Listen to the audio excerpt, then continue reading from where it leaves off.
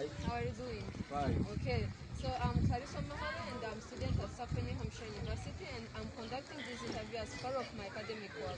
So with your consent, I will record this interview and use information for in my deliverable. So I'm working on this project. The interview will be used to create and submit it to College for America so that my project will be evaluated.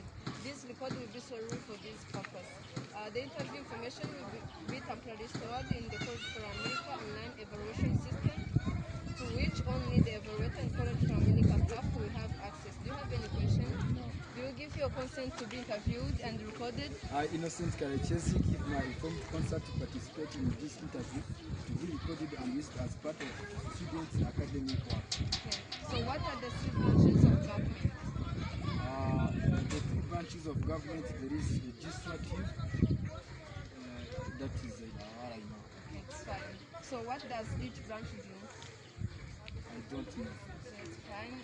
So Democrat and Republic major parties. Can you name a third party? The third party is do quickly. Okay. So what is the basic process by which a bill become a law? I don't know. Okay, thank you so much. Those are the questions that I was asking you. Thank you for your time.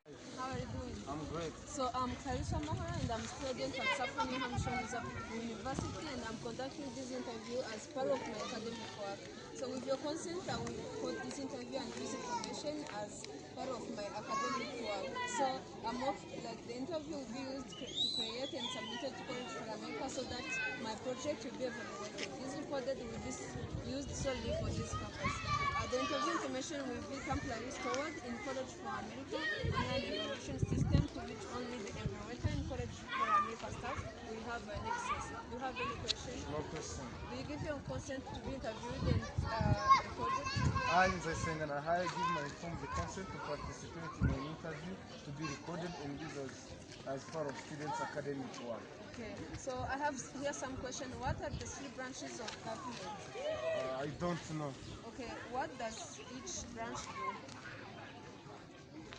I don't know. Okay, it's fine. So Democratic and the Republic are major parties. Can you name a third party? I don't know. Okay, so what is the basic process by which a bill became a law? I don't know. Okay, it's fine. Thank you so much for your time. Have a nice day. Thank you so much. Hello, I'm Clarissa Mahoro, a student at Suffolk New Hampshire University and under Kepler program. So in this video, I'm going to talk about the project called Government and You, and especially on different questions that I'll be talking about related to branches of government. So first of all, they're asking what are the three branches of government. So the first branch is legislative branch, the second one is executive branch, and the third one it is judicial branch. So this branch play different laws, where legislative makes law and it makes with Congress constitute of the House of Representatives and Senate. So on the second question, which is asking what does each branch do, with the legislative branch of US government, it helps to draft proposed laws, confirm or reject presidential nomination for heads of federal agencies. So this means that this branch helps to select the roles from those drafted ones. This branch provides American citizens the right to vote for senators and representatives through free, confidential ballot. So this indicate that American citizens have right to vote, have right to vote for senators for free. This is most important because citizens got an opportunity to share out their feelings about voting, since they have right to vote for free. This helps them to choose a leader that can present them for on their interest. So this is this is what each branch do. So by moving, I'm on legislative, I mean this is what legislative do. So by moving on executive branch, it carries out and follows laws. It includes president, vice president, and cabinets. So with this, there are key roles that executive branch play include president, where president leads the country. He or she she is the state of she is a head of the state, leader of federal government, and commander-in-chief of the United States Armed Forces. On the side of vice president, he or she support the president, means she's the one who support president.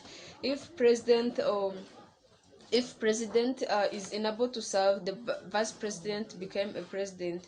So on the third person is cabinet members serve as advisor to the president. They include the vice president, heads of executive department, and other high-ranking government officials. With this, much of the work in executive branch is done by federal agencies and department committees and other groups of people. Those are a group of advisors to those president and vice president. So briefly, like you can see on this picture, it is clearly like you can see how those legislative and executive their role and what they do in their work. So by moving on the next the third one, yeah, before we go to the picture, before we go to the picture, we can like talk about judicial branch of US government. It represents the meaning of laws, applies of laws to individual cases, and decide if laws violate the Constitution. This indicates that this branch put in application the laws to individual cases. According to the House Resources, I have found that all these branches are connected since they help to ensure the government is executive and citizens' rights are protected. So I say this because legislative branch help to make the laws, executive carries out the laws, and judicial apply laws. All these practices are created for the US citizen, which help to ensure that US citizen rights are protected. So as I can come back to that picture, on this picture you can see that executive, like on legislative branch makes law, as you can see, and it is included Congress, Senate, and House of Representatives. And House of Representatives, while executive it carries out laws where there is president, vice president, even cabinet who are advisors. So by moving on judicial, it like interprets the law as judicial, where there is Supreme Court and other federal courts. So briefly, this picture like show clearly how those branches are connected and what they do. So by moving to the next question, which is asking how are these three branches connected, so they regulate each other, and how they regulate each other with the check of balance. Each of the three branches of government can limit the power of others. This way no one branch become too powerful. Each branch checks the power of the other branch to make sure that power is balance between them, means like connected each other. What if one branch didn't work well, another will fail? For instance, the process of how laws are made is good example of checks and balance in action. This is because legislative branch introduce and vote a bill. Then a bill goes to executive branch, where the president decides whether they think the bill is good for the country. If they realize that bill is good, they go ahead and sign the bill and it become a law. On other hand, if the president does not believe that bill is good for them, they didn't sign it. So with enough votes, the legislative branch can override the executive branch veto, and the bill become a law. Once a law is in place, the people of the country can test if through the court system, which is under the control of judicial branch, which is under the control of that judicial branch. So if someone if someone believes a law is unfair, or lawsuit can be filed. Lawyers then make argument for and against the case, and the judge decide which side has presented the most convincing argument. This shows the way each branch control each other. Means there is somehow all those branches are connected because it helps each other. One way, if one work well, it helps others to complete their task. So by moving to the next question, which is Democratic and Republican are major parties. So can you name the third party? So I have found that the third party are MENA. And how does two-party system start?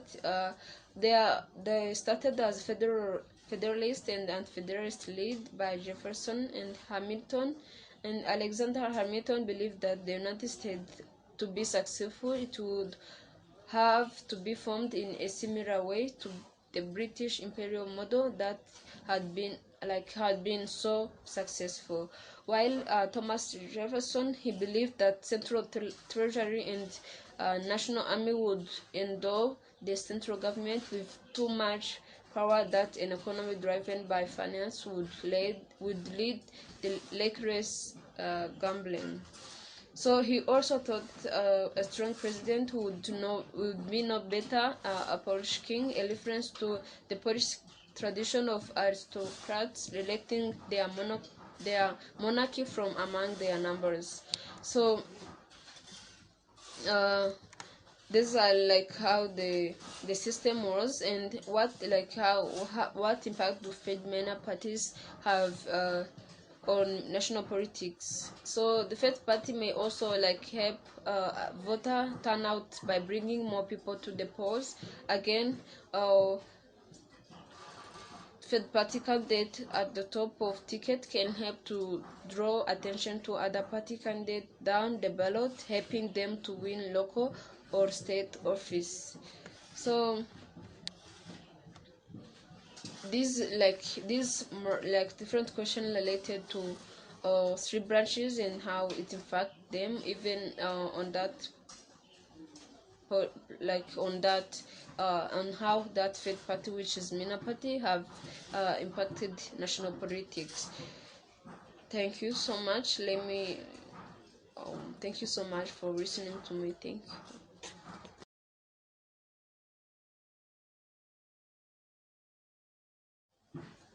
Okay, hello, thank you so much. I'm going to talk about how bill became a law and the process passed through to get so the process that showed that bill became a law. So here there are different processes that anyone can pass through to where a bill passed through became a law. So after both House and Senate approved that bill is in an identical form, the bill is sent to the President. If the President approves of the legislation, it is assigned and became a law. So if a President takes no action for 10 days while Congress is in the session, the bill automatically became a law. So here there is different process that show how the bill became a law. I found that there are 9 steps that they pass through so that the bill can become a law. So on the first step, the bill is drafted.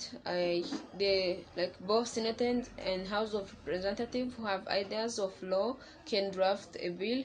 These ideas come from the Congress members themselves or from everyday citizen and advocacy groups. So the second step is the bill is introduced. Once the bill is drafted, it must be introduced.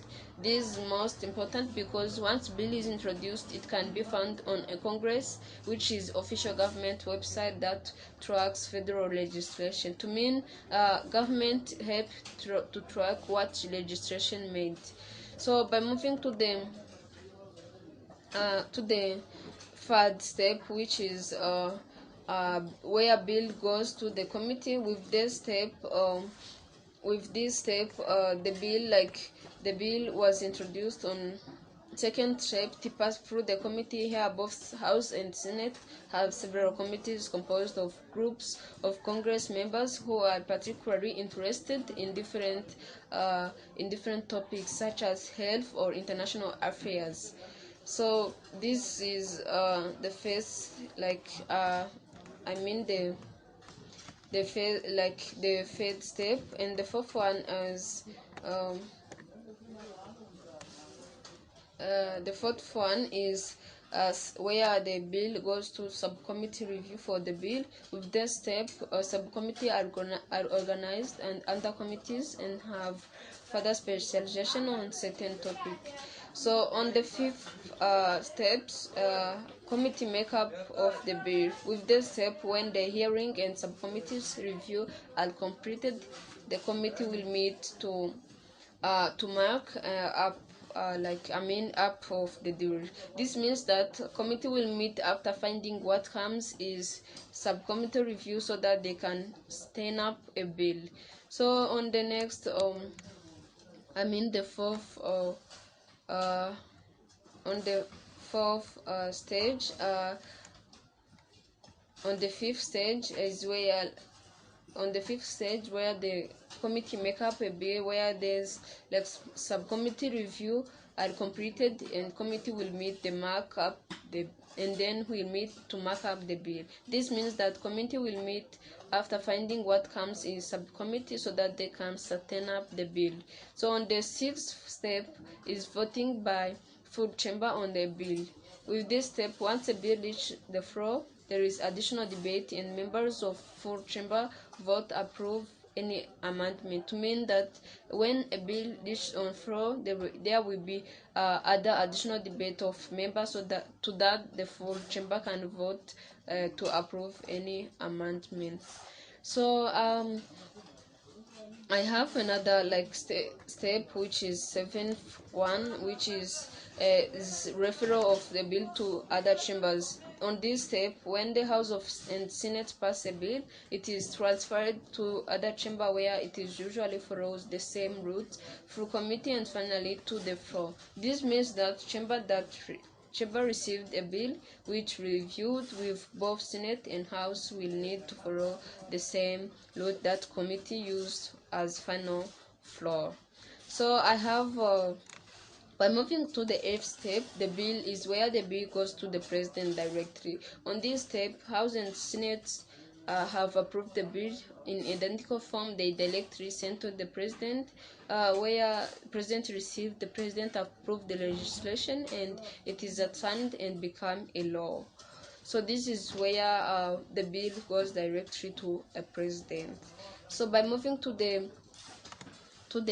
last step, which is overriding a veto, here if the president vetoes a bill, Congress may attempt to override the veto. This shows that if the president denies a bill, a Congress may attempt to override the veto. Also, if both Senate and House pass the bill by two-thirds majority, the president's veto is overloaded and the bill became a law. So these are the main steps where process that a bill become pass through so that it can become a law.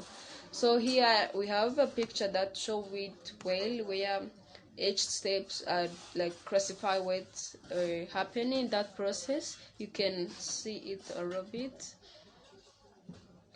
It is clear and show how all those process pass through so that you can where the bill became a law. Thank you so much for hearing on me. Thank you.